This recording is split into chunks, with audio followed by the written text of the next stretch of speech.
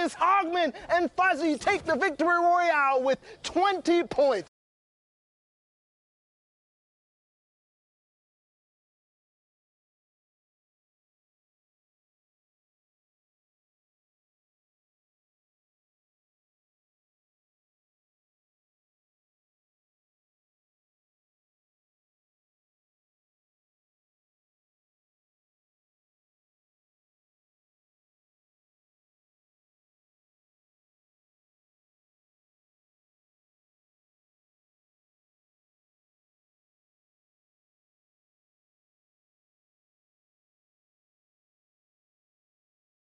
Duos week, but right now these guys are putting their partner on their back. First, you can see Vivid, no mats, no partner, no problem. Picks up the first elim, then immediately gets the knock onto a rough. He gets the bare minimum of mats there, a little bit more, 18, and he's able.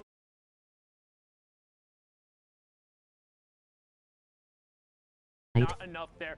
Frags his way into the top 10, and then he's still going. We hopped on board with him. He was at 2 elims, no mats, no partner. Now all of a sudden, 6 elims, 75 mats, has control of the mid-tarp, gets himself into that top 5 situation, almost single-handedly. Brilliantly done from the week 1 qualifier. It was a great effort and another great individual effort out of Assaults here. Drops down, puts the drum gun at mid-range to work, picking up branches, and then gets the upgrade to that legendary combat, and then he's gonna go to town with it. Finds Wordbro on the quick rotation through, and then doesn't let up, still picking people up inside the top 10 and sticking with it. This is how Innocence and Assault have made their plays. They've done it by fragging out and getting the elims, trying to be the only full controller duo. Shout out to Wolfies being the second controller player to make it so far to the Fortnite World Cup for the duos, and Assault just running down the low ground here. And again, this has been all without Innocence. We hopped on board. He was only on the 2 elims.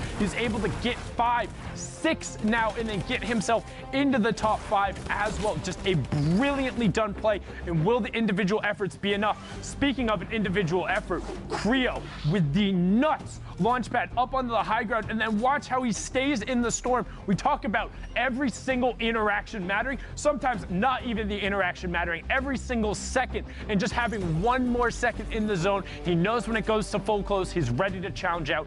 Brilliantly done, trying to get Lazarus a duo spot as well as their solo spot. Let's take a look at the standings so far, and it's Slackies and Keys right now in the top spot, 57 points. The Young Calculator and Macwood just behind them with 56, and then Aroa and NPen currently in third at 55. The spread starting to get there now, 9 points, but again, it is anybody's match, Zeke. It is anybody's tournament, anybody's day.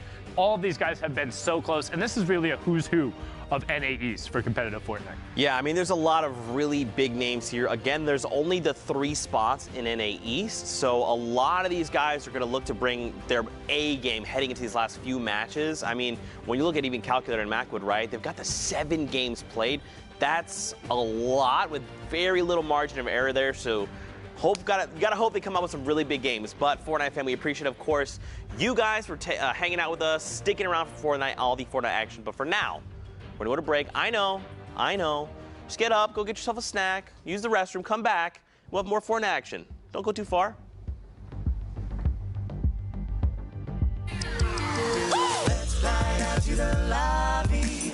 Let's fly down to the lobby. Let's fly down to the lobby to get your squad some nums. Burgers from dirt to munch. Tacos Royale with brunch. Red juices, a tasty treat for Lil Whip, Peely, and Pizza Pete. Let's fly down to the lobby to get your squad some nums. Let's fly down to the lobby to get your squad some nums. What's up, Fortnite fam?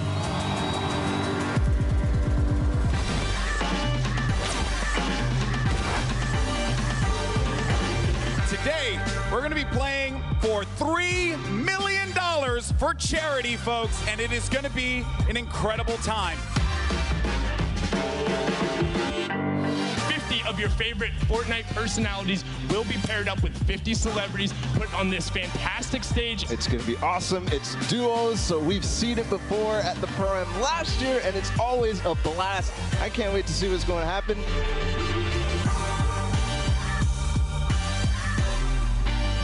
The first match of the Summer Block Party Pro-Am is beginning right now. They're putting down pressure. No one's safe now. That's one Elim right there. Can he get a second? That is going to get followed up. Because he desperately needs materials. A player behind, 102 to the face. Look at this, he's just waiting for a full send. It's Symphony. He shuts him down. It's a 1v1. Who is the other player that's left? Oh! Here it is. He's going to go with the X. Oh! Airwalks. Wow. Dude, that was aggressive. Look at him go here. Just beating down players. No weapons. Doesn't even need them. Wants this. Look at this. Aiden's just supplying pressure. Oh, tries to go to the high ground. This might have been a mistake. This is Aiden. We're talking about more damage. Bucky's down to nothing. And Aiden, victory royale.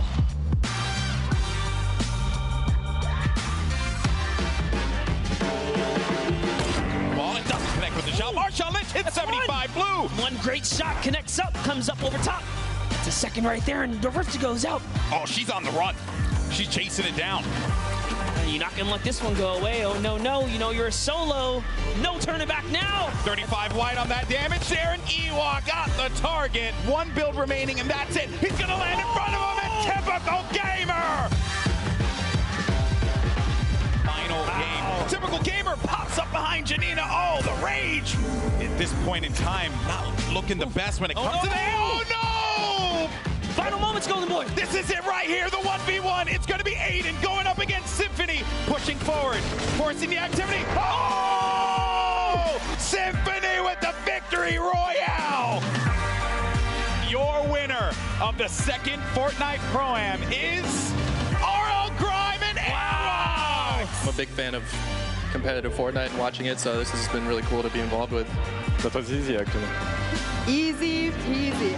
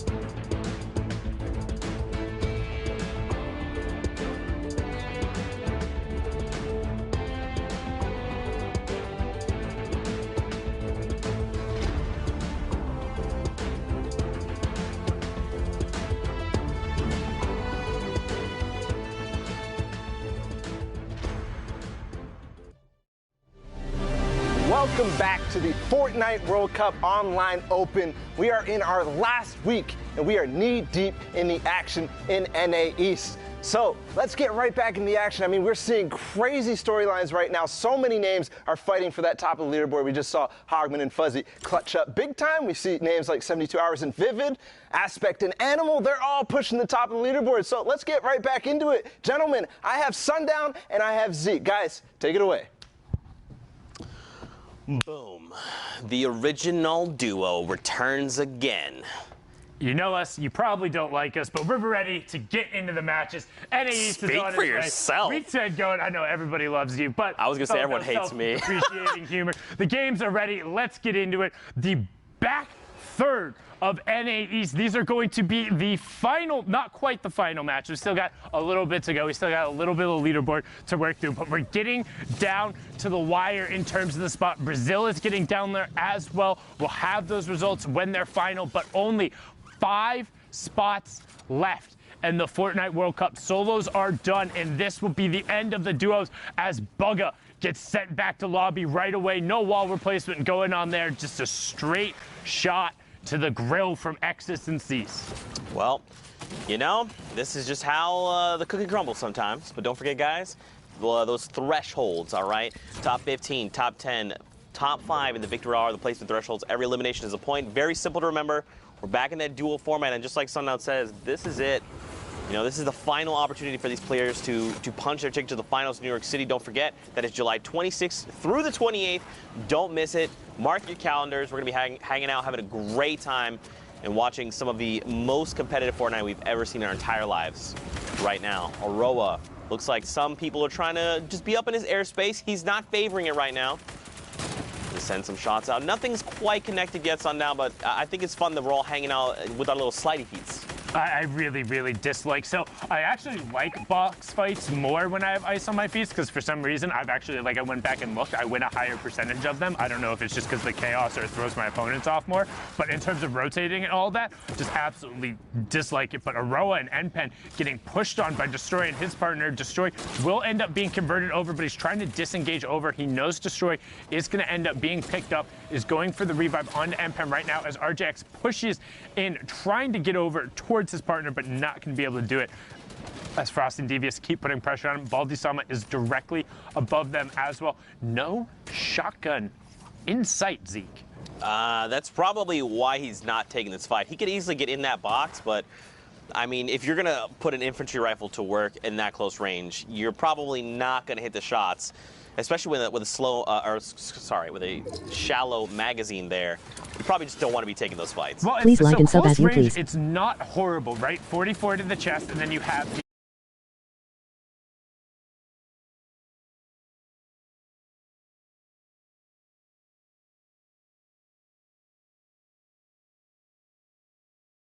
You find it? No, instead gets ripped up into the sky. It's like, all right, I'll take a free rotation. Would have liked the shotgun, but a rotation will be nice, as you can now check out the backside of the storm. Ricardini, Assassin, FA Mark, Dodo Crunchy, and Orbi all trying to make it over to that launch pad.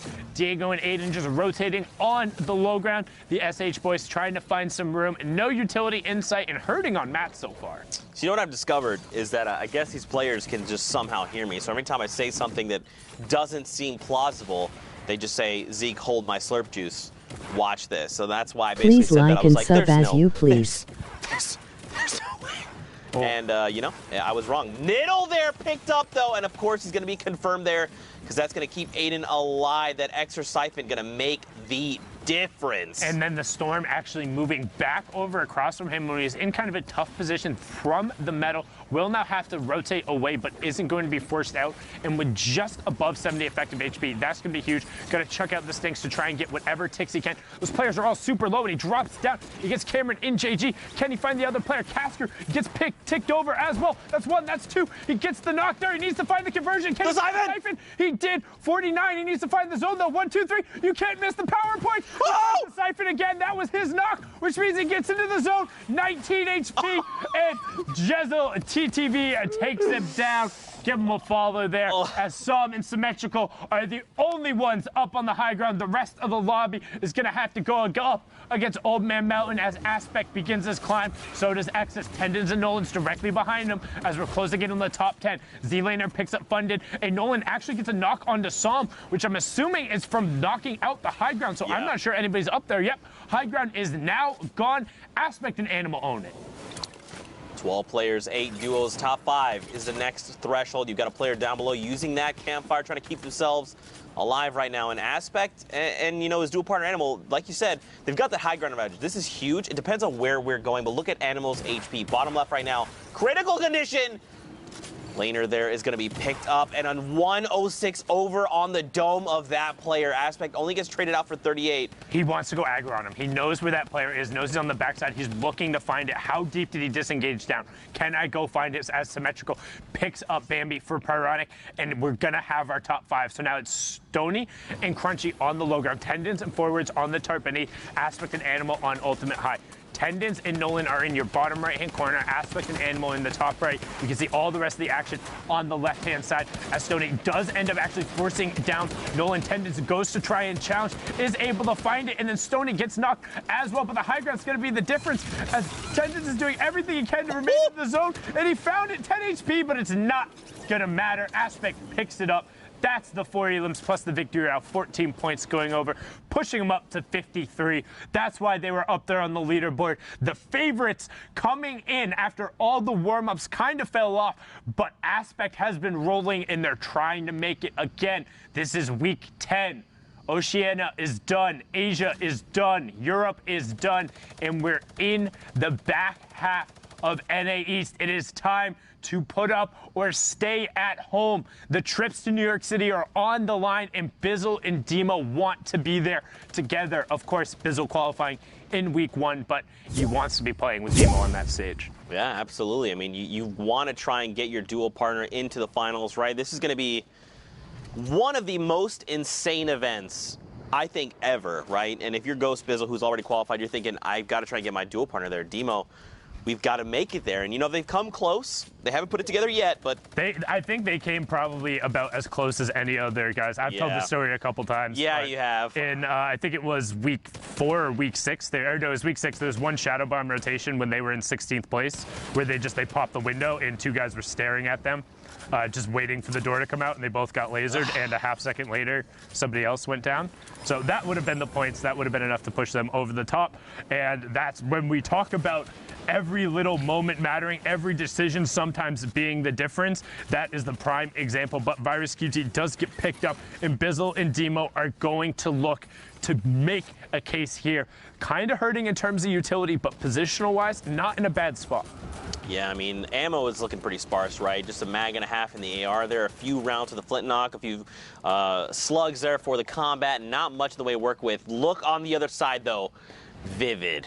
He is 2 boxes away. Now, 72 is in critical condition. Take a look, and look at this. 5 total builds. No shields on either of them. Like, they have less than 100 effective HP. They do have a rift, but you don't want to go skyward unless you're going late, and it can guarantee you placements. But you also don't want to be caught out in an awkward rotation here. They can't afford to tarp. You either have to go right away or go super late and just pray nobody looks in your direction, which for somebody, they're sitting on 50 points. Can he find 1, 2, 3, but the 16 isn't going to be enough. They desperately needed it, but now attention is drawn their way. 72 is going over. You see the combat swiveling towards them. It's Lotus directly above, Predator on the backside, and they're going to go late. They're going to go late, and they're going to pop and just hang out and hope nobody looks skyward, because 1 AR bullet will drop 72, 2 will drop Vivid, but right now everyone else is worried about rotating. And there it goes, skyward, and he knows it's white. All of a sudden, Vivid goes straight. Oh my God! Box, can he find it? Oh! Mateos gets dropped.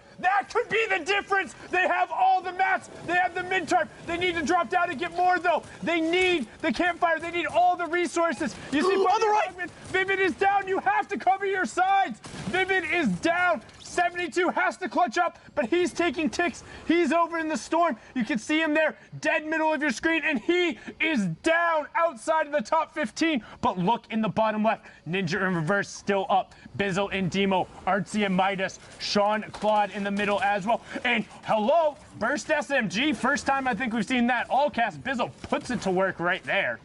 Every single weapon, every single form of utility, everything in the hands of these players that are playing the top 0.001% will be lethal. I mean, Bizzle doesn't even need to use weapons sometimes to be successful. We've seen him, you know what, I'll give him a shout out for the memery, but like, in the end, it's really impressive doing that. You don't expose yourself to risk, but the fact that he's still going out and trying to make plays with the impulses and the turrets, like, that's when you know somebody's on another level for the solos competition. But Cartier Cole and Cartier Chris looking skyward, drops everyone, and he turns back. Cool guys don't look at explosions as 1-2 tick over right there. Really heads up play. Unfortunately, Unfortunately, they're not going to get the materials and ammo. But still, 2 eliminations, 2 points on the board, and pushes them into top 15. You like to see it. The lobby is going to continue thinning out. Now, keep in mind, top 10 is that next placement threshold. That's where their next aim is. You've got someone up in the sky trying to challenge. Germ, I'm so sorry. You have been eliminated. Hogman goes down, but was inside the top 10, so he got the 5 points. Bizzle and Demo are still up as well on the mid-tarp as shots are raining down from Chris and Cole. They're doing so well. Bizzle and Demo both go down outside the top 5. No more points there for the vaulted duo, and now Janik picks up dimes. We have our top 10 as top 5 as Cherish is inside of it. Reverse and Ninja still on the low ground. Lotus with a great slide around. Reverse with an even more heads-up play. Ninja's in your bottom right. Cartier Cole in your top right. Janik and Stowe on the mid-tarp as we have a 2v2v2. RPGs are coming out. Can they catch it? They catch it right away. Player gets dropped down. Ninja reverse make quick work of him, but then Ninja catches the rocket right on his face. Can he find some time? Watch Ninja in the bottom right. Cartier Cole in your top right now. You can see Reverse trying to get an angle to support him. Cole has got the RPG reloaded, begins to work top down. Ninja continuing to tarp himself out. Did have enough room. No. Reverse went to the sky. Are they going to look up while Ninja tries to get them distracted? Now they're looking downward as Ninja is distracting. This is the split from Reverse. Gets blasted out of the sky. Interesting call as Reverse now gets dropped. Can Ninja make the play? The clutch is on him. Gets cracked back 17 HP, but now he has the high ground with Shadows. Needs to pop minis if he can get the room. A siphon would be huge, and it's not going to happen. Chris and Cole shut down Reverse and Ninja. 8 elims in the victory royale, pushing them up to 45 points. Man, that was, I respect the play for sure, but hindsight is 20/20. That's all I'm going to say about that. Next game, here we go. You got E11 Heart there in the center screen. 33 players, 19 duos remain. So we're pushing the very stretches here of the lobbies. More often in finals day we've seen dense lobbies, upwards of 50 people, upwards of 30 duos remaining, and that is not the case because today is the difference. Today is your opportunity to qualify for finals in New York City, and that's all these players have worked for. 10 weeks, they put it all on the line, giving everything they've had, and they're looking to make the difference today.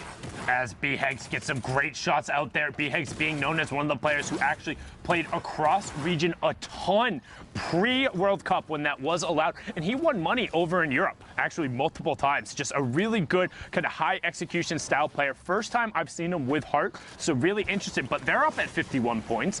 They're challenging and they're within striking distance. And also, I want to give a huge shout out right now to all of the players who played and competed. Thank you so much from the bottom of my heart, being able to cast this, analyze this, work on this show, watch you guys develop and continue to grow and do such cool, awesome gameplay stuff, and continuing to push the limits of Fortnite and grinding it out, whether it's the practice or every single one of these tournament windows, playing through holidays, getting the support of your family and your friends, and pouring all of your heart and soul into this. It means genuinely the world to me, and it is so much fun to watch you guys just push this game to its very limits. So thank you for making our job just so awesome and so easy as we're into the final moments of NA East. Less than 45 minutes on these queues. Again, you get 3 hours or 10 matches, whichever comes first, and then you are done. So 40 minutes left to queue, and then the World Cup experience is over for those in the East. That's right, and the next step would be the World Cup Finals. But here we go, man. Hopping in, you see Keys and Slacks.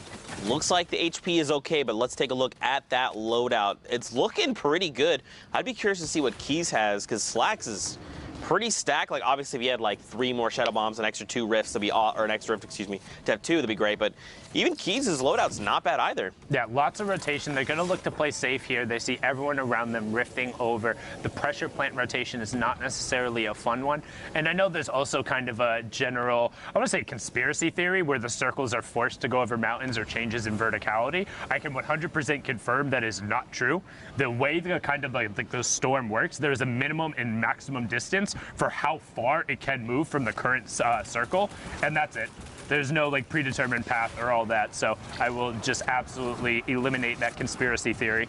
But now Slacks is trying to eliminate his opponent in the box. Hello? Ezreal gets headed in, and the fact is they're wearing the exact same skin as well, and so is the other duo. Might have been a moment of confusion there. That's what can happen, but a brilliant pickup from Slacks and Keys, who are trying to make their push for qualification. That Elim gets them into the top 15 as well. 8 Elims, 11 points so far from this match, and Keys is looking to do everything they can. We've seen them, Zeke. They're at the top, and they keep it up. Just having the same skin is probably what made the difference, because you saw the player for a moment react and maybe take a shot, and they were like, wait, not the... The vertical ceiling trap is so good because the stair got put in the place, but you're only going to block it if you're on the lower side of it. Knew they'd both been on that and just was able to wiggle past the shots into the other box. His teammate editing that one at his back. That's what good duos do. Now Cross, I mean, his duo is gone. That's it. He's by himself. But look, he's trying to make at least top 10 at minimum. There you go. He's held on. He's now in top 5. Yeah, the Dominican. Or top 10. Saturno being picked up. We saw him in the winter. We're out trying to represent, but Vizitel gets picked up, and BHEGS up on the high ground, completely uncontested. So the guys you want to keep your eyes on right now are BHEGS and then Slacks and Keys. They're the ones who are trying to make a push for qualification. What happens to them is what matters here. All the rest of the players playing for their shot at the prize money, but those duos are in contention for a World Cup spot. BHEGS picks up Snappy on the high ground. Jaw is able to get Stainless, and Cross is trying to find some sides. Drags gets picked up as well. The top 5 is going to be huge. Knock comes through because of the stink, and we get closer to that top 5. There it is. Top 5 has been achieved.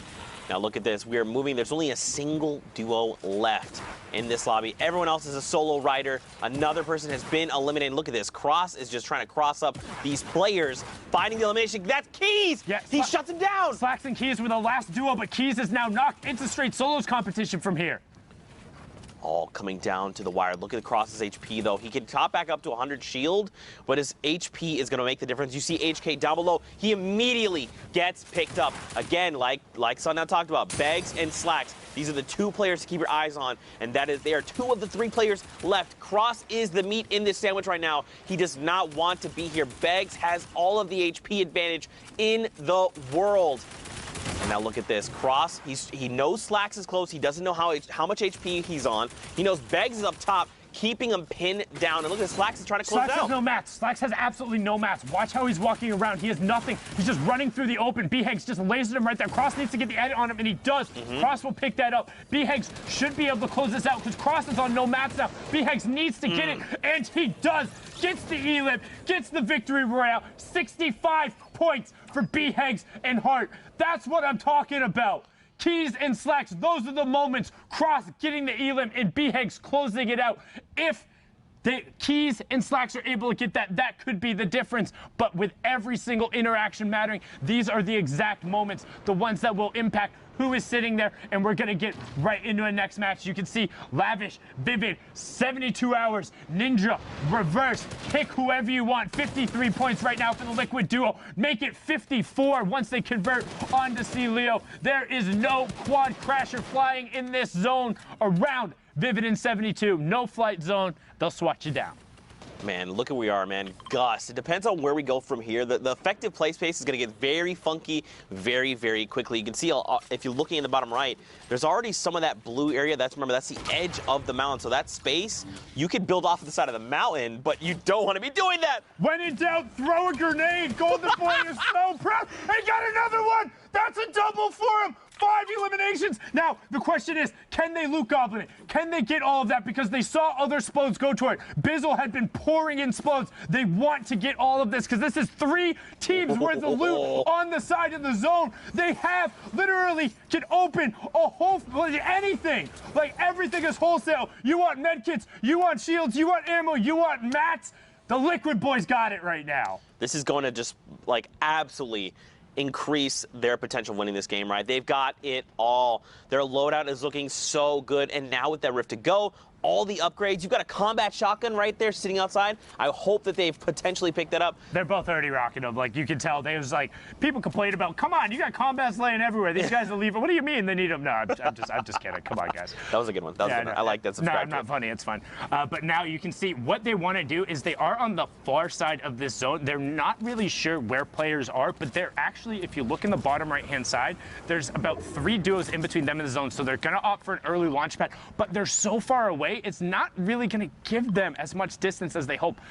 Maybe getting to 50-50, but they're still going to have to vertical up. You can see Vivid on the left-hand side getting ripped as Ninja is now trying to 90 his way upwards / double ramp, but he's getting ripped. Hey, Shadow Bombs, rift. Don't hold on to him. It's not worth taking all the trip. Pop a shadow, get over, get safe. We've seen it before. Oh, no, got the chugs going up, and yep, they're just going to up. Well, they're so close. You can see in the bottom right, they desperately want to build in. They don't want to burn it right now, but they use so much of those resources. I think it would have been worth a shadow. But now look at that stack right there. Demo, Bizzle, Chap, Poach, Ninja, Reverse, Instinctual on that side. That is one heck of a side of a mountain. There is just so many high-profile players that we have seen. And now, look, like you said, man, now they have to burn things like the Slurp, right? I completely agree. They probably should have used the Rift. But, like, it's better to use it than lose it, you know? As long as they had enough to get themselves back up, not losing the effective HP, like, they're going to be fine. They have a good side of the zone. It's worth holding the material for there. It's just, you get a critical mass point, right? Like, if Ninja gets one more headshot on him, somebody's going to pour a stick grenade at him, or they're going to spend more resources. As now he's trying to find Chap. He gets the knock. That was a 36 and a 72 with a little bit of fall damage. Will they be able to aggress right there? That's Chap and Poach trying to get out. They also have priority on the zone. If you look at the bottom right, the entire lobby has to rotate past Ninja and Reverse. Here we go. And they have the rift, and here it goes. You can see the side of the racetrack, better known as Gus, because, you know, it spells out G-U-S. You know, I feel like there's a lot of people that didn't know that. Welcome. Now you know. But here we go. The rotations begin. And so now this is, like you said, Reverse and Ninja, they just got to sit here, wait for people to make mistakes, like that person in the ball, or just start cracking and attacking the resources they have, whether that be HP, shields, rifts, materials, the likes. They need elims. They need elims to catch up right now. They need a big game. They need big shots, and that's what Ninja is capable of. You see the number of rifle rounds he's putting in, but not quite connecting onto eliminations is going to end up being a big factor because they need all the points if they want to be in New York City. They don't care about anything else. They want to be on that stage. Reverse will already be there, but Ninja wants to own it as well as Luke gets picked up. They're going to make the effort here. They're in a prime position to do it. Side of the zone, still have a Shadow Bomb apiece and the Rift as we're closing in on top 15. And Poach goes down just outside of that top 15 range, so no placement points. Hopefully his dual partner is still alive. We got to hope right now. Yeah, Chap is still in. Chap is still in. Yeah, okay. So now, Ninja is a laser beam, right? If he gets set up, he's going to just shut people out, right? He's going to rip them to shreds just like that. Finds another one. He just needs the positioning.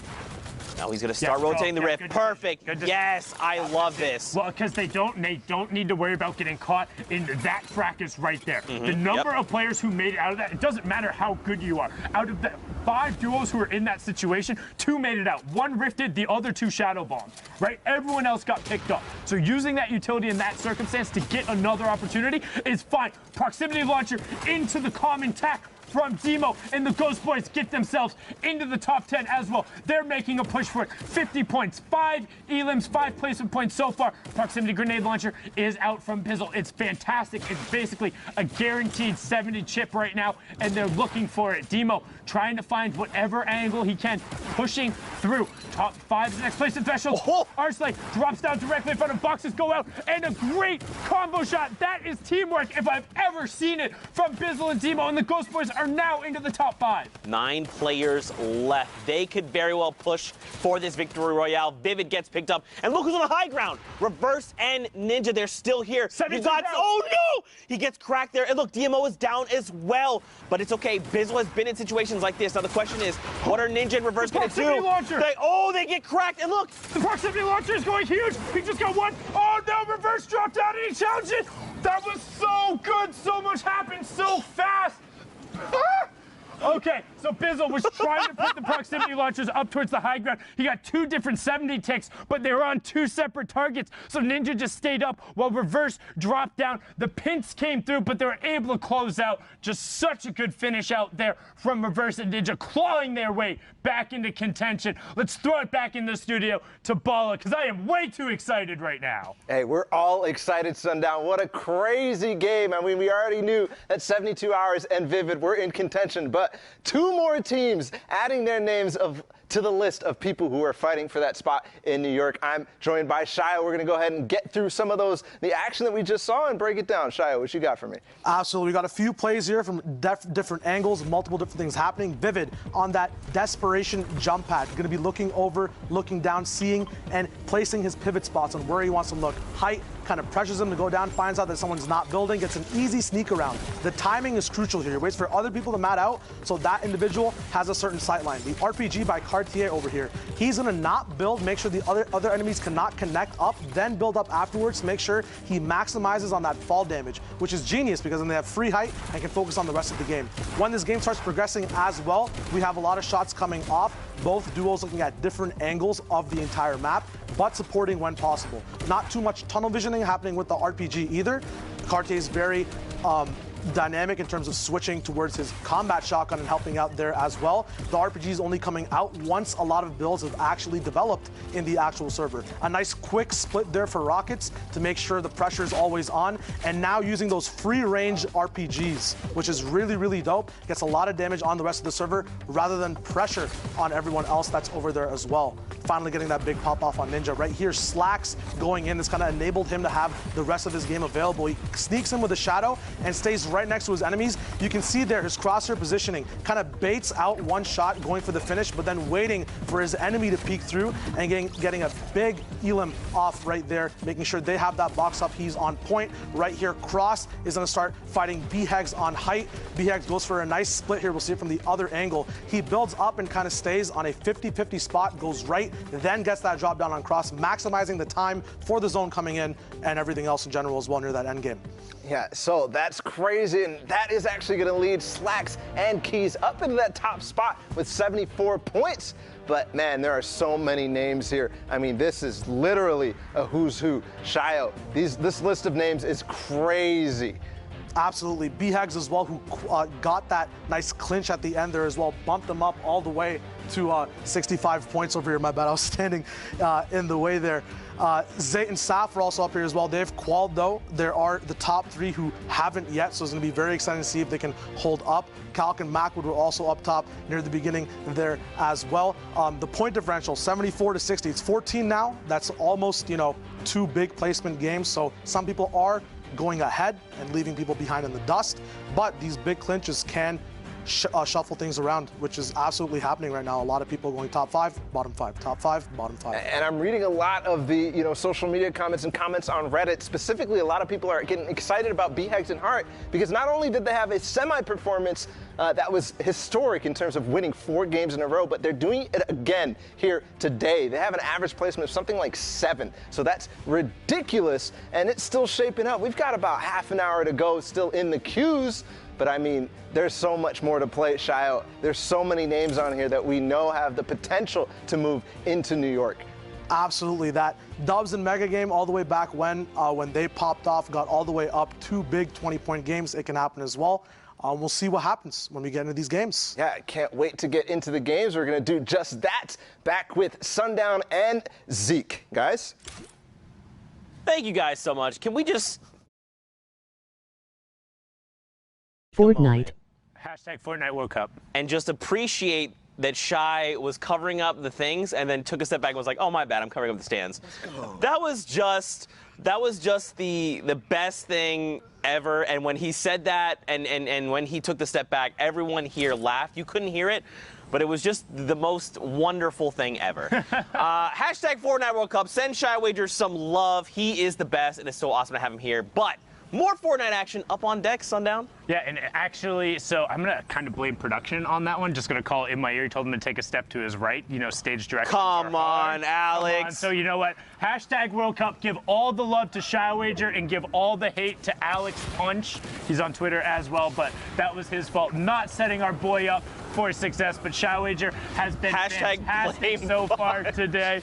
No hashtag blame punch. Hashtag Fortnite World Cup. Give the love to Shy Wager. Popping in, doing fantastic with this first breakdown in front of the screen, and now we're on board here with Niddle and Casker, who got off to a really good start, but have kind of slowed down now, hanging out at 38 points. But again, anybody can pop off at any point in time. Right now, we've seen its lower 60s to get in 65 and 63 being the mark, which is with a bunch of people being in contention, like they were just talking about. Dubs and Mega have popped off in the back-to-back 20s. Stompy and Tashinkin did it today. Anything is possible, but you need to do it now. That's right. I mean, you still have time, right? It just takes... 30 minutes, yeah. Yeah, I mean... game in one more. Yeah, unless you're dropping for elims and you're dropping just bukus of them, in which case, I mean, I don't know how you're doing that. We haven't seen that be successful. Like, generally, once it ends up going through, like, yes, some of those quote-unquote W key games, like, people can get, like, some efficiency out of them.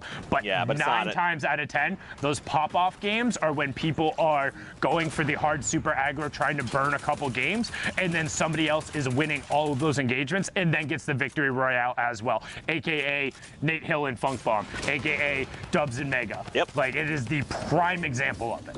Yeah, man. And I'm just feeling, I guess the word would be bittersweet. Like, this is such a bittersweet ending to, you know, everything. 10 weeks of this, and now this is the final 30 minutes here of... No such thing as bittersweet. This is all hype, baby. This is what it's about. Wait, is it? You can see it. Yeah, okay, never mind. Well, we'll talk about this later. Anyway, yes. Excuse me? I'm gonna ask you a question. I feel dumb asking this on the air. This is just classic Is this the first time ever, or? No, I'm just, this was a really dumb question. This is classic Zekeism. Anyway, who cares? Baldy-sama, Destroy here. They've got no eliminations up on deck right now, but that's okay. 35 players still in the lobby, plenty to feast on. Hey, can we appreciate this tarping real quick? Very good. That was very precise. However, the only thing, like, yes, you have to tarp like that, but with the number of ballers rotating on the low ground, you aren't overly threatened, and you've just burned all but, no, now you're out of mats. So now you have 0 mats. So yes, you tarp to zone, but how much were you actually threatened now? As Macwood and Calculator up on a high ground fight with Casker and Niddle. Casker takes Calculator out, but Macwood then gets the return there. Calculator will end up going down. Macwood does catch himself. Player directly to his right is just going to disengage. That's how you do it. Down 1, over 1. Brilliantly done from Macwood to just get out of dodge, trying to keep his tournament hopes alive. You see him sitting on 61 points. Minigun going to work, but Macwood gets the 85 and then just leaves. Honestly, I would have stuck with that one, but now going to drop down and throw himself into the low ground. Only 4 more builds left. Needs to make a play. Instead gets lit up. No more builds left. And KD is going to take him down. That is huge. But he was top 15, so that's okay. 3 points out of placement. That is going to make the difference later on. Now, let's watch this elimination be in the top left. Light up like a Christmas tree. Aroa's going to be eliminated now there. We're going to see this lobby get cut in pretty much half. Pickaxe the ball. Do it. You can see him kind of going for it. Actually, not really. He's going for the shot, but the boost headed it out. But I'm telling you, go watch Creo's VODs. He does it fantastically. You will get elims off with that credit. That player does not deserve to just passively hang out there. There is something you can do to put him out there. The only thing you have to be careful of is if they drop out and hit you as you pickaxe. But that being said, give it a try sometime. Maybe not in the Fortnite World Cup when you're going through, if it's your last time trying it out. But if you're just in a regular arena game or a regular solo or duo, give it a go, as Dave and Fernando are going to look skyward. Another duo in contention, sitting at 52 points right now as Roat goes down to tendons. Owen gets picked out of the sky. These two skeet shooting their way through. And now everyone is down below. We got a campfire going. Just make sure we keep topped off as best as possible. Top 10, another round of placement points, and they're just going to continue sending shots down below. They want more eliminations. They need more eliminations. We're so close. You see, look at this. Owen gets picked off. Kazbek gets picked off. Look at everyone else down below. Symmetrical, Somb, Cowboy, Owl, Blue Tea, Rogue Shark, Threats. I mean, there's so many. You said it earlier, a who's who. But now, how do we attack this, right? The next threshold is top 5. Do you think these players have to go aggro? Do you think you have to lay it on the line? Unfortunately, Baldy, Sama, Blue T are picked up when I'm asking my question. It all ends for them. And don't forget, man, we still have the 30-minute queue time, and we're hopping into these games kind of like throughout. So for all we know, this game has already happened. You gotta hope they can go back in. Flossin! No! V2 for the end. Everyone has a buddy. It's 4 duos riding it out. Kyle ends up getting taken down, so now we have one solo hanging out on the low ground. That's Ceza. Cowboy and Owl left. You have Sam and Symmetrical on the mid tarp. Fernando on the high ground in the top right. Owl and Cowboy on the lower tarp in the bottom right hand. You can see that double ramp towards the side. There is a flip knock out in Cowboy's hands right now. Owl is looking for the side. Flip knock from Cowboy to get the side hop, going for the zone back. Fernando and Davon try and loop around. Cowboy does find the zone. Owl is still tracking the zone as well. Symmetrical goes to challenge. Owl picks someone up. Davon drops down and is putting the pressure onto Cowboy, and he finds that one. Will get the siphon. Owl gets the flank onto Davon, but Fernando covering him. I don't know if you were watching that on the wide side, but the way they covered each other's angles was so freaking good right there. Fernando and Davon, 8 elims, the victory route, 18 points. That'll rocket you up the standings, 62 for them. I'm glad you called that out, because just the way they were like dissecting everyone left in that lobby, just tearing through all of them, forcing them into uncomfortable positions, you know, they were dictating the tempo of that game, and that's what led to the victory route for them. Massive props, but more action on deck. You got TSM Commandant and High Sky. And shout out to Commandant right before this was actually typing in his password and typed it in wrong too many times, so locked himself out of his account.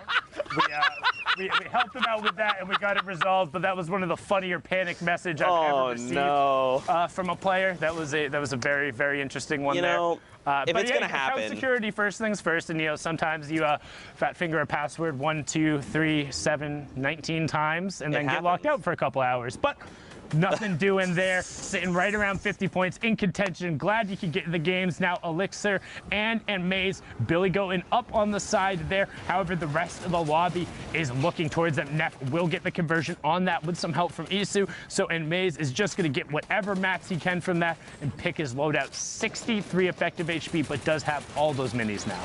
Yeah, but look at this. The lobby is turning on Enmaze. You saw the first elim come through, and now everyone's like, okay, we know someone else is down low. They're probably in a tough spot right now. He's going to get a little breathing room, which is really going to make the difference. And now he's got to figure out what he needs to do to hit top 15. Those placement points are vital because they're sitting on no eliminations right now. Yeah, you have to get to top 15. If you're in a match for this long, if you spend 15 plus minutes kind of in it, looting, getting in the late game, having a decent loadout in terms of weaponry, you have to make something happen out of it. Benny does get picked down there from Enmaze, so good shots going over with that epic AR and then able to cover himself up. But he needs to find a spot where he isn't being focused as much. He's burning so many of his key mats when he has no rotational tools, just trying to keep himself safe, which shouldn't be a priority right now. You should be safe.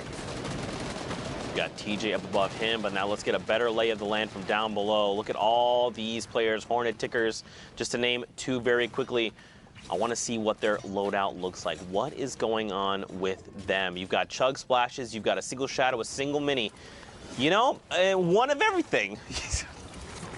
Sure, why not? They also have the launch pad. Oh, okay. This is a little bit disastrous. No, launch pad into another launch pad. That's what he meant to do. Is the secondary launch pad. Gonna go find Hornet right away, who qualified in week 9, was also a player who played in week 2 of the summer skirmish. Shout out to him.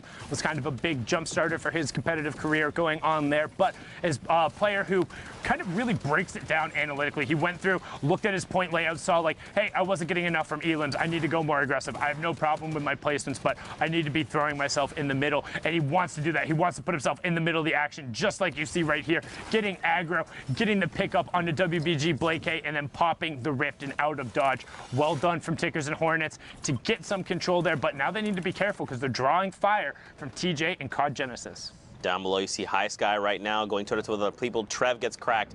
Beach there from Go Crazy gets destroyed.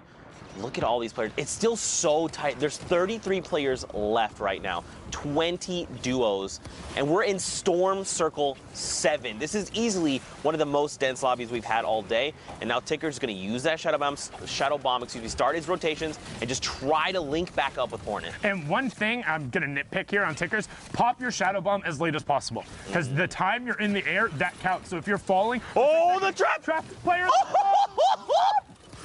Oh my God! Okay, Zeke, he was just busting his balls. I'm going to get up and walk away. Gets him so close to the top 15. A brilliantly done executed. That's what I'm talking about. Don't let him roll to the placement points. Go aggro on him. Hit some shots. You can take advantage of them if the players don't rotate correctly. And brilliantly done there. Top 15 now coming out. And Maze doing so well from the earlier situation we saw him in. He was pinned against the side of the mountain. Now into the top 15. Zeke, you talked about it. He was looking for those placement points. He got it, and 2 elims. I mean, he's probably wants more, right? Every single interaction, we talk about this. You always want more, just like me. I always want more ice cream. But every interaction does matter. Everything that these players decide to do, everything that happens is going to affect the standings directly, right? Are you eliminated? Did you get shots over on the person? Did you confirm that person? Did you have to burn a slurp or rift early? Like, these are all going to make the difference. Look at this, a 3rd elimination, and he's pushing. Ooh. Oh my! I thought he was just going to crash. Oh my God! Anyway. Call me Nostradamus right there as he got him. No way. Won't predict anything like that again. But Maze brilliantly job getting himself up to 40 points. Might not be necessarily in qualification range, but that is a nice bump in the payday for the double prize money week. Don't forget, $2 million spread all the way across all the regions and down a decent amount of the placements as well. We want to make sure everyone gets rewarded for their time and their effort over the course of these 10 weeks. You all are amazing. Whether you got to play on a Saturday, got to play on a Sunday, will be playing in New York City or whatever. We appreciate your time and your effort as we're into the top 10. Mastoris picks up, especially coming out of Maze. Again, Mastoris is a legend in the community, gets cracked. Scientist, downed as well to Erupt Void's duo. So that's Slades, and then the other one is Voids. Okay, so yes. It's just they're swapping names. Yeah, super fun with that one. Definitely not confusing at all, as Tickers and Hornets are working top down. They're in your top right. That was Diggy. Not Orange got Diggy. He's in your bottom right, as Tickers finds Not Limes as well. Limes and Oranges, the fruit, are getting abandoned right now as we have a straight up solos match. Top 5, make it a top 4. Tickers on the high ground, Orange on the tarp beneath, Slades down there, and High Sky on the ultimate low ground. Voids, Slades goes to challenge Orange. Orange gets shots into him. Can he get the conversion? And he does, and gets zoned back. Tickers still up on ultimate high, but needs to be careful because Orange is putting shots at him. Drops directly in front of High Sky, gets the 180 and finds it. The zone is full close. Tickers on the high ground. The chug splashes. Let it be known.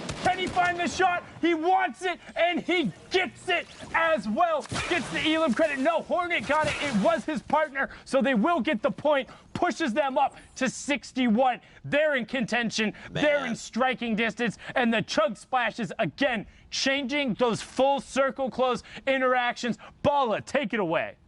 We had one clutch play with the chug splash so far, and there another. Tickers with his duo partner Hornet clutching up big in style with the new chug splash. We do have a update on actually what happened in Brazil. Shayo, it is the last chance that these players had to qualify, and they worked so hard. We had the look in, but we also have the players, I should say, the duo team who's going to make it to Brazil. Let's take a look at these standings. Absolutely. So, up top, Own and King qualifying for duos. Okay, that is huge. King has been grinding a lot to get up top. There are multiple Kings up there, but he tried really hard in solos. I believe he qualified when Nyx qualified as well. Now he's up top, double qual for solos and duos. This is huge. Up top as well, though, Clipnode, who recently qualified for solos, came 3rd, which is still a lot of prize money with that double up across the entire world. Nothing, No Name, also a dope solo player. These guys coming together, popping off. Big congratulations to him. And the second duo, or the second double qualified player, Nyx, who's in 4th place right here, is double qualified in Brazil as well. So congratulations to X-Own and King from 9Z. He's going to be joining us, or these guys are going to be joining us in New York, and we cannot wait to see you. With that, let's go ahead and punch some tickets. Shio, you're going to be taking the lead here on punching this ticket because this is your region. We talked to you a little bit about Brazil back before. We already punched the EU tickets. This is it right here. Magic hand. Boom. Hey, no Lupo curse. Nice. So congratulations to X-Own and King. We will see you guys in New York. But we will go ahead and take a quick break because when we come back, we have NA East to finish up and wrap up. So don't go anywhere.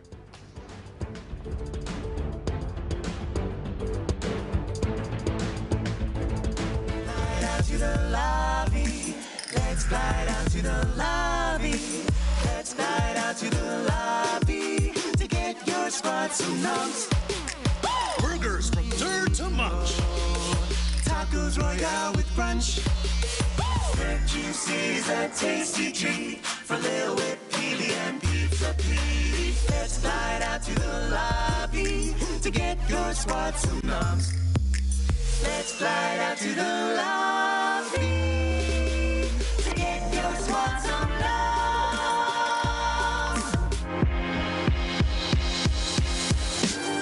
All right, Fortnite fam, we're here for week 9 of the Fortnite World Cup Online Open qualifiers. And just like this Cuddle team leader, we are very excited to be here. The final week of solo competition. Hopefully these players can take a bite out of the competition and really keep it top notch. Codename Elf.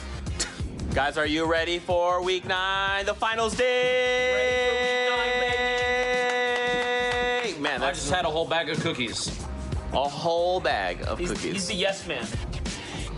I'm so happy I don't have to be near Zeke for much longer. We got some qualification. We got a dancing banana, too. I want to see Zeke wear that at some point during the World Cup. Fortnite fam, you guys know I love it when you use that hashtag Fortnite World Cup. We actually have a social producer that helps sift through all the tweets and all the incredible things you guys send us, and his name is Nick Brown. All right, guys, my name is Nick Brown, and for the Fortnite World Cup qualifiers, I've been working as a social producer. So basically, every time any of the casters say use the hashtag Fortnite World Cup, I'm the one who plays defense to make sure that none of those cheeky tweets with bad words end up on the big screen.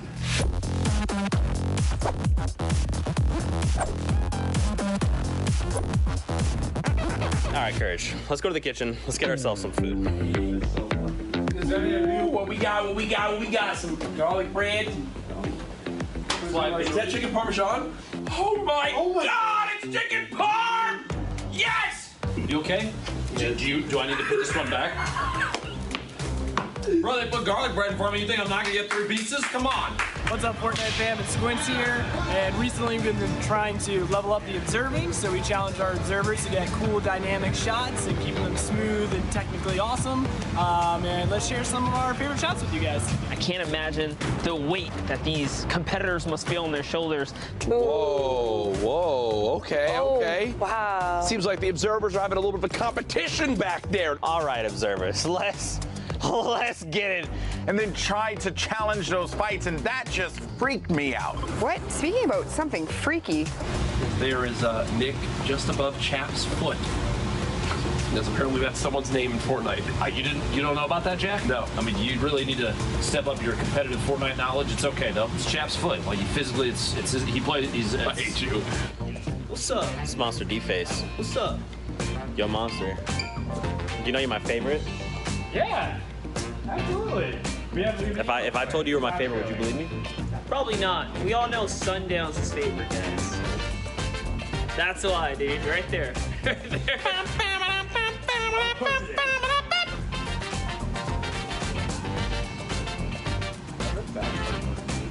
What? Dude, it messes me up. You know, a lot of people ask me what the best part about replay is. It's got to be working next to GFX Becca. People ask me all the time what the best part about being a graphics operator is.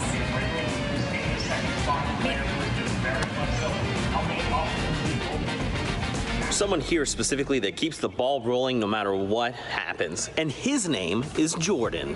What's up, Fortnite fam? My name's Jordan, and I am the production manager on the Fortnite World Cup Online Open. My job includes making sure the production happens smoothly, handling staffing, catering, any technical issues that may arise, making sure everyone else is doing their job. He's really good at stuff. We're on a break, and Jeff is going for the high score.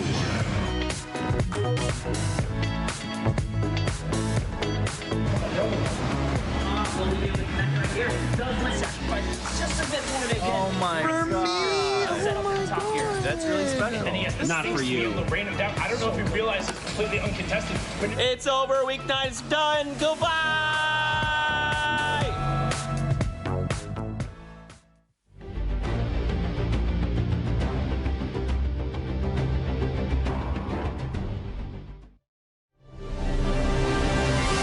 Oh, hey there. Sorry, I didn't load in quite fast enough. Hello, welcome back to the Fortnite World Cup Online Open Qualifiers. I'm Zeke, and we are knee-deep in NA East action. Now, the queues are done, so we're going to just take a little bit longer, wrap up, make sure everyone gets out of their games, make sure everything's good, get final standings, and, of course, punch some tickets. But first, what we need is we need some casters. I'm feeling Pookie Face and Bala TW. That sounds pretty good. Let's go with that. I'm about that. It's like you knew we were coming. Whoa, don't call me out. You knew that we were here. Zeke, you need to watch that little advertisement with the slurp juice and everything because you were lagged out in the lobby just then. You need to come right back to us. Oh my God, Zeke. Pookie. We've got 5 minutes left in the queue. Zeke is just causing havoc on the stage. As per usual, Bala. As per usual. Oh but 5 minutes left. NA East. This is the last opportunity. There's 3 spots up for grabs. Who's going to take it? That's the question. Let's take a look. Games ready? Let's go ahead into the games and get into the action. It is, again, Reverse and Ninja up on high ground and probably what we would expect the 5th zone here. Yeah, finding a position for them. We already saw a victory royale coming out of this pair, so congratulations to them. They had a 4-elimination victory royale earlier on, so let's see if they'll be able to close this game out. Like you said, we only have 5.5 minutes left to actually queue up for any games in NA East. Each unavailable here.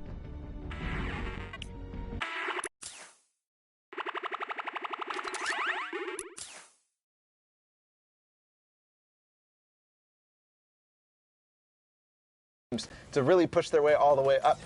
Oh my goodness, that is very consequential. That edit down right there onto Fuzzy is somebody who was also pushing the pace, pushing the contention, trying to get towards the top of that leaderboard. Ninja and Reverse try to get to the top of the mountain.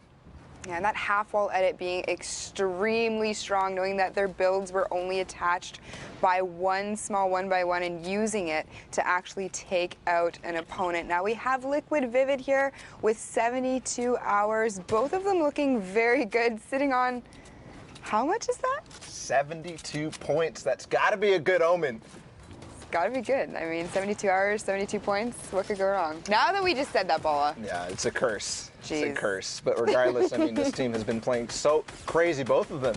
We've seen clutch moments from Vivid. We've seen clutch moments from 72 Hours. Their utility usage is on point today.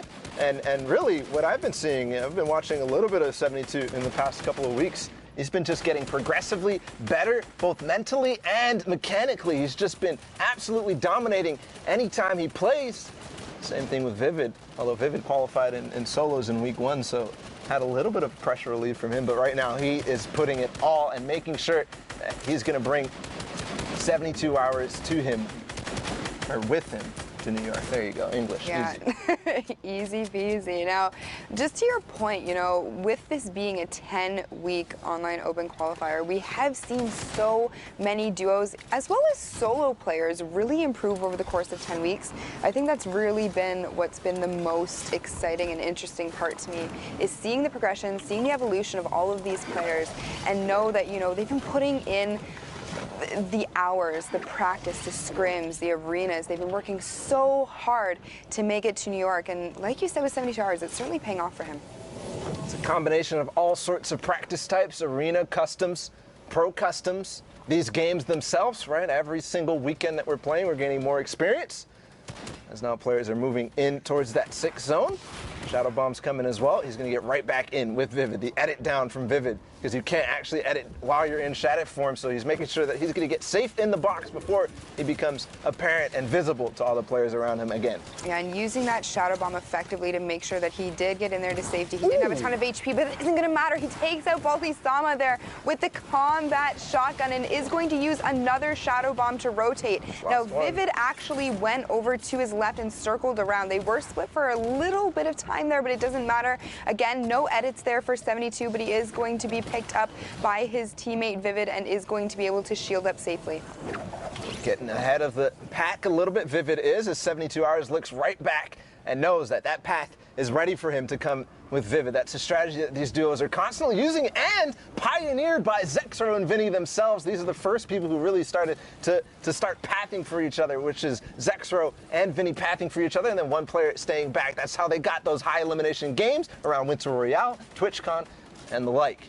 Yeah, and just taking a look at all of the names in here, you know, we have Flossin, who unfortunately did just go down to Flux, Reverse UK, Ninja, Vivid, 72 Hours, Zexro, and Vinny. This is a huge lobby, but players are dropping so quickly. We only have 11 players remaining, 8 duos in total. Zexro and Vinny looking very good here with their positioning. They have a ton of mats, a ton of utility. They're looking really good right now, Bala. Looking really good.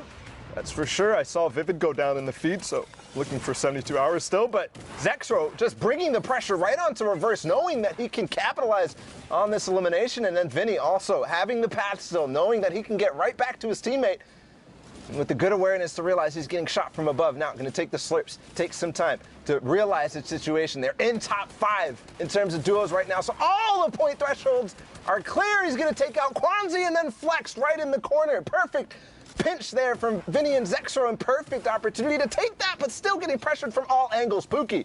Yeah, and they are on mid-ground right now. They are getting pressure, but it doesn't matter. It's like they're playing on a completely different level right now. Their awareness in these builds is absolutely incredible. They own everything here, so being able to utilize the edits to drop down and control mid-ground the way they are, it's almost like low ground, but you've got a little bit of wiggle room to work with.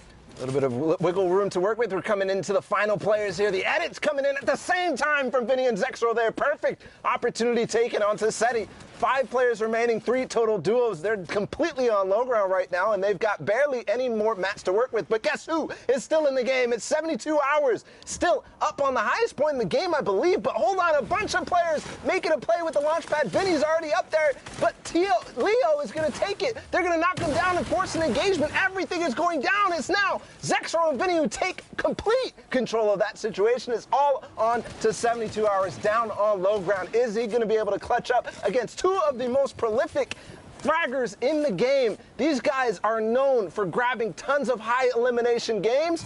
Right now, they're all waiting for it. The turret's going to come down, and that's not going to be anything that you want to see from 72 Hours. Zexro and Vinny clean up, and they're on their way to New York, too. Congratulations to the TSM boys. You love to see it, but you can see in that match ball at the very end how quickly that shifted. You know, 72 Hours had high ground, and one launch pad changed the whole face of that game, and he was then essentially on ultimate low ground. Unfortunately for him, Vinny and Zexro were up there, and that was that. And I've got to question whether that engagement is really going to mean one of those duos is going to qualify versus the other, right? It comes down 4 points are left, or actually 5 points for 72 Hours are left on the board there from that Victory Royale. Here we are. He could have taken out Zexro and Vinny at the same time, but another thing is Zexro dealing with that tendonitis. He is not looking like he has any sort of issues today. He's been worried about his career, his future. For now, he's pushing his way, making sure he's playing through. And that's been something he's been dealing with. But we also just saw Skyte and Vato in EU qualify, and he is also dealing with that situation. He actually posted a long-winded explanation about his confidence, his tendonitis issues, and how it led up from week 1 all the way up to week 10. And I mean, you know what? Today is game day, Bala. So these guys know, you know, the adrenaline has to be pumping with them. You know, so any kind of pain or discomfort he's in may just be pushed to the wayside, might not even be at the forefront of his mind. He is trying to get as many games in as he can, play as hard as he can so that he can get that spot in New York. But kudos to him for kind of playing through and pushing through. That just shows how much these games and these tournaments and the World Cup essentially means to these players. Now into this game, the 5th zone about to close that half in, half out right around the block. Pookie, we're getting close to that placement threshold, that top 15. Yeah, we're getting close. There are still 32 players, 17 duos remaining, only a couple of solo players here, so we're gonna have to see how this shakes out. I love getting into these endgame situations when there's still so many duos alive, and just like that, Ken Kyer Mock goes down to Ecolo King, just absolutely not aware that both of these players were in the box right below him. It almost felt like he was a little too overconfident, actually, maybe seeing that they're there, seeing that they're taking his wall, seeing that they're approaching his stairs, and not really caring and saying, hey, I want to still challenge this. I want to make sure that I have this space. Oh, and up at the top, here we have Outlet and Turkey Lips up there on high ground. Outlet using the combat shotgun there to try and take some shots. Isn't going to connect, but is going to make a play for this high ground up the side of this mountain. Now, he does have a ton of materials, but we can see, we've seen time and time again how quickly those go when you are having to traverse these very hilly terrains. He is taking shots down below him, and he has covered above him, so he is very, very safe right now. Turkey Lips is actually behind him, also doing a little bit of work, trying to get some shots in on other players, so they're in a good position right now. Exactly what they're at. They had so much time off the side of this hill, not finding any eliminations just yet. But a perfect opportunity taken, and they tried to get it. But again, remember, queues are closed now for NA East. The 5-minute timer that we talked about earlier is definitely closed up, and now Outlet getting right into the thick of things. He's going to take out Hoax and his duo right away, seeing that opportunity and seizing it. Yeah, and you know what? I don't know if you know this, Bala, but Outlet and I are actually very good friends, and he carries me so many times. So seeing him play like this gives me confidence, and I know that I'm going to have more wins in my future, you know? Well, we know you have a crazy amount of wins, Pookie. Something that I definitely don't have that many wins. I mean, it's just a win, Bala. You know, you can edit like no one's business, so, you know. Victory Royale is a Victory Royale, one of the most important things in Fortnite. You know, it makes me jealous. But regardless, these guys are all looking for it to get towards New York right now. Demo and Bizzle, we saw them have such an important clutch performance getting towards the end with a couple of different players. But here, Demo picking up Sunny. Is it their time to shine? Demo and Bizzle right now looking exactly and taking stock of what is around them, looking to see, can they get through here safely?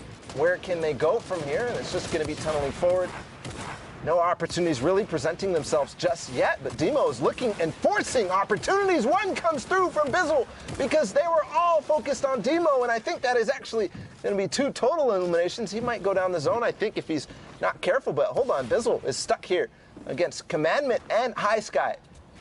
And it looks like Demo did end up disengaging there. Now, whether he had some kind of heals of slurp juice or no, he does end up going down, unfortunately, for Bizzle. His partner is going to be left behind there. That's unfortunate. That is so unfortunate. What happened there was Bizzle was in shadow form. He was trying to get edited down from his teammate Demo. But when he made that edit, High Sky and Commandment immediately took that opportunity to say, hey, I'm going to go ahead and take you out. He's gone. Bizzle now trying to clutch, still fighting against Commandment and High Sky, but I think that might be it.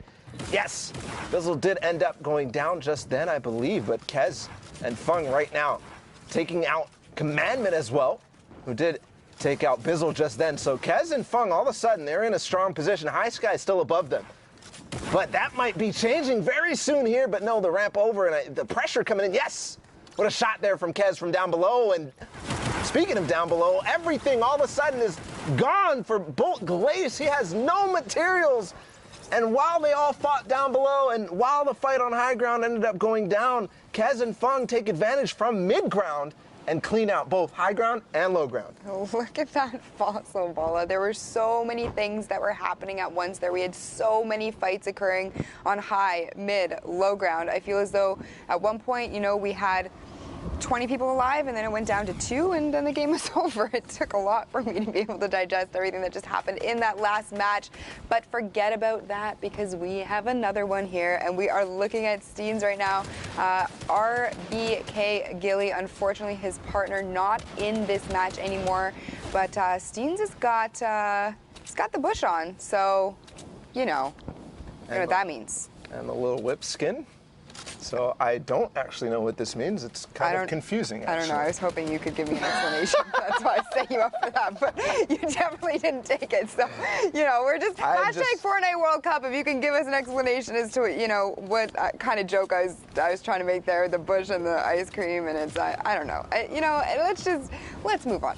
So we have Steens there. Now he does end up taking a shot, but the bush blocks one instance of damage, so he's not very scathed by any of that there, but he's got people dropping into his 1x1s here, really being aggressive, but it doesn't matter because he gets the flick shot off on Apex Turtles. He goes down, and now he's going to look for his partner, who also made the mistake of coming into his box as well. So Aggro and his partner just completely obliterated by Steens. Steens is not stopping either. I was actually wondering. There, he is finally going to go down, and I think that's kind of a representative of the playstyle that he was playing. He had the bush on earlier. He had so many different things going on.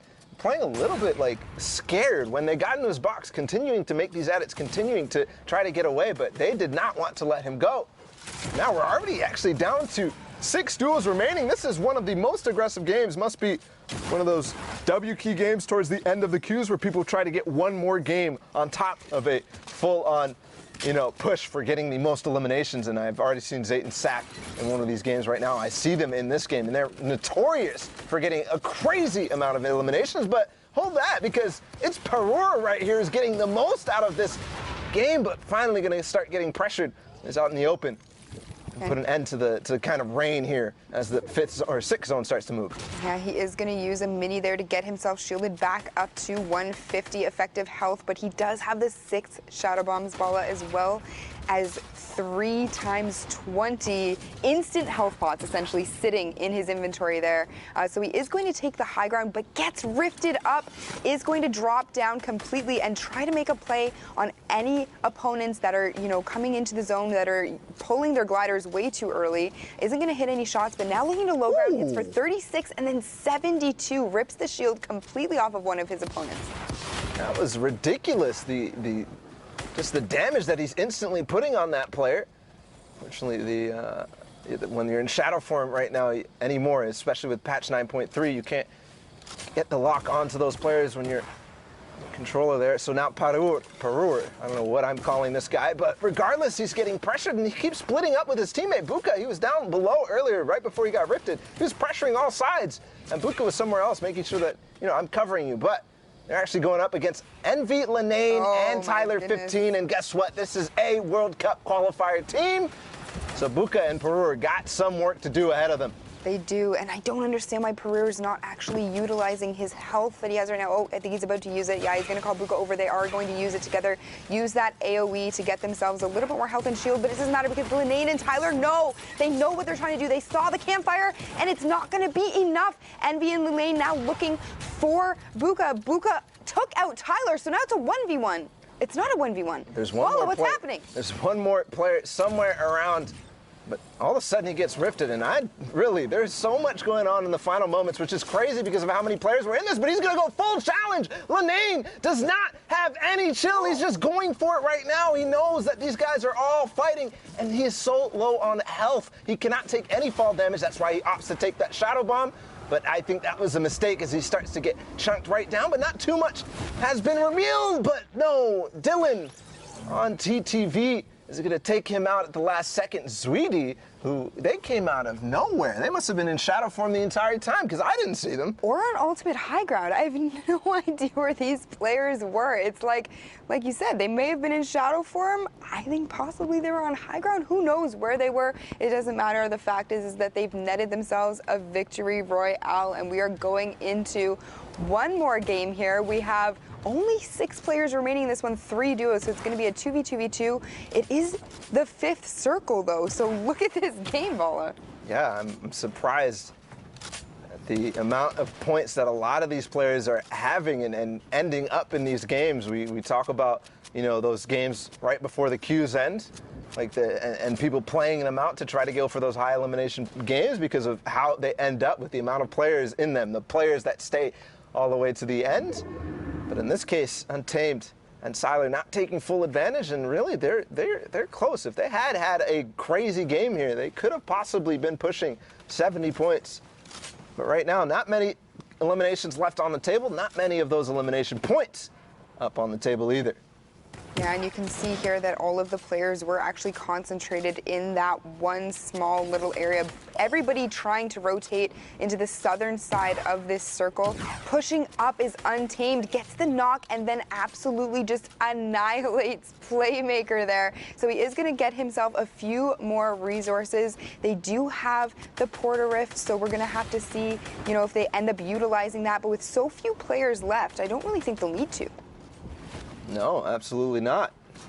And if they do, it ends up being a weird situation where you're really just giving yourself the opportunity to get shot down and put back out of the game. Right now, a little bit of moment of calm as that 6 zone does get revealed. We've got 30 seconds until it starts moving, and I think 30 seconds until the action really starts to heat back up here. Yeah, and the zone going in the complete opposite direction to where it went to from the previous one. So these players are all kind of starting to get a little bit low on resources. It's very interesting to me that there are so few players left in the game. Nobody is trying to actually farm any kind of resources that you can see with all the trees there. They're all just kind of sitting and waiting for each other to make a move. So Untamed is actually going to be the first one to make the play and go up towards high ground. His partner Siler is actually to his left there, also raining shots down. They have to know that there's players in this box here. They are taking shots at them. It is just going to be a matter of trying to figure out where exactly they are at this point. You know, with the amount of players left in this game, I just have to wonder. Actually, as Untamed is going right on to Dodo, it's actually going to find one more player for him. Or no, it's a whole duo to find. Siler's fighting on high ground right now. Is he going to be able to find it? Yes, Mark goes down. And I gotta say, Storm Surge must have done its work there because there was nobody in that game. There was nobody at all. But regardless, a good win for Siler and Untamed. They clean up the end of that lobby. We're gonna continue moving because NA East, still, the action is ending. And there's still so many people who are, you know, fighting for that last couple of spots there. Yeah, the queues have definitely closed at this point. They only had about 5 minutes remaining when we started casting. So, you know, we're definitely just seeing, like you said, these games where these players tend to go full send to just get as many points on the board as they possibly can. Now, these guys know they're able to update the scoreboards every so often and the leaderboards, so they know approximately where they're sitting. So going into these games, Bala, as somebody who plays quite a bit, as somebody who's observed a lot, what do you do if you're kind of a few spots out of the top of the leaderboards? What is your game plan? I'm just trying to play it my best, and I'm trying to maximize every single game that I have. It depends on how much time, though. We talk about the style of games as it comes down to the queues. But regardless, I mean, you can also see, while you're sitting in that queue, you can go into the Compete tab. Or if you're not even playing, you can go into that Compete tab and check out where these players are on the leaderboards. You can get those updates. But right now, I'm seeing something. Vinny just took out Keys and was playing earlier, and we know that they were high up there on the leaderboard. So that could be a very consequential elim. And we did also see that that high placement game from Vinny and Zexo just moments ago. But in this game, they are not having a good time. I mean, everybody in the server is looking to focus them.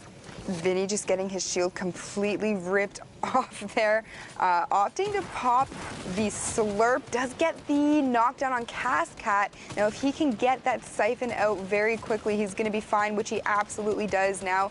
Going to be healed up again to full HP, so thank goodness for that, because that was a lot of pressure on those two for a brief moment. You can see that they have a baller in their little build with them, so that is going to be a little bit of an opportunity for them to use to rotate when they need to.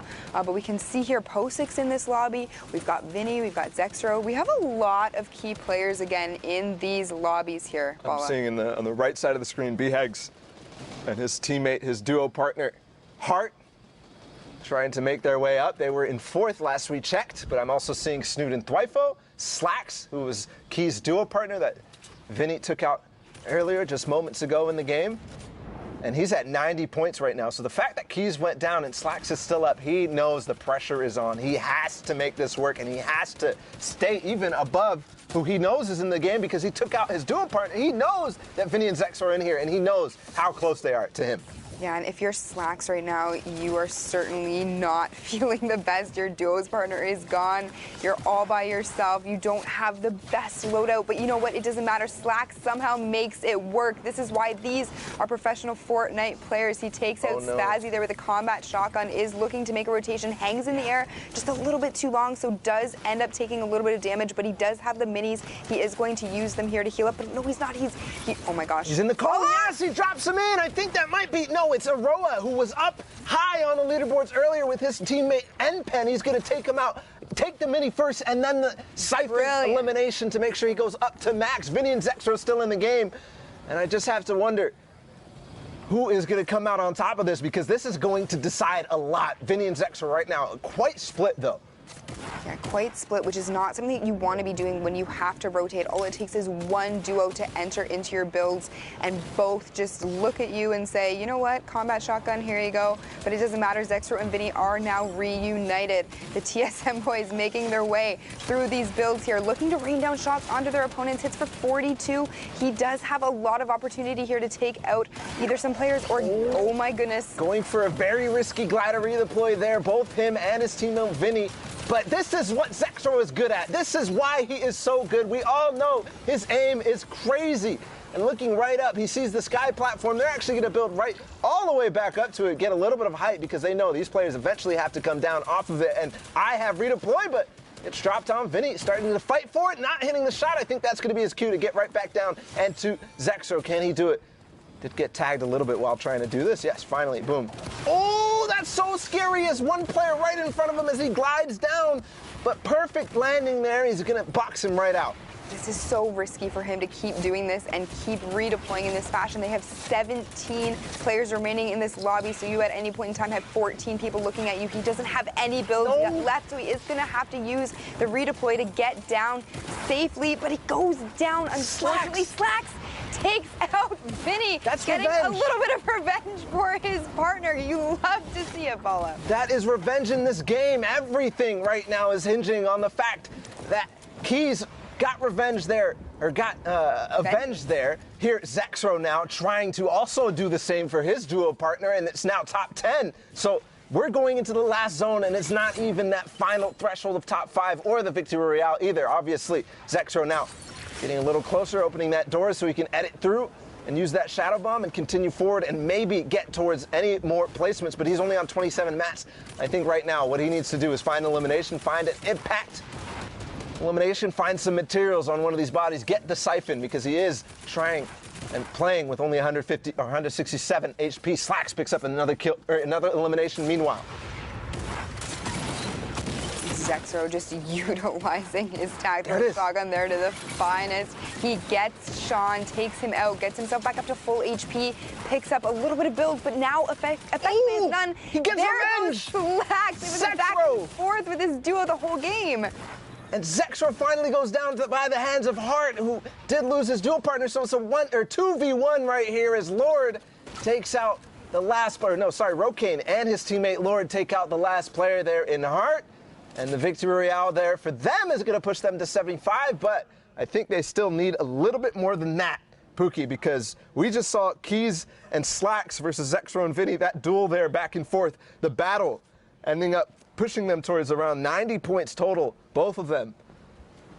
So, I mean, that's kind of the threshold I'm looking at right now in terms of qualification.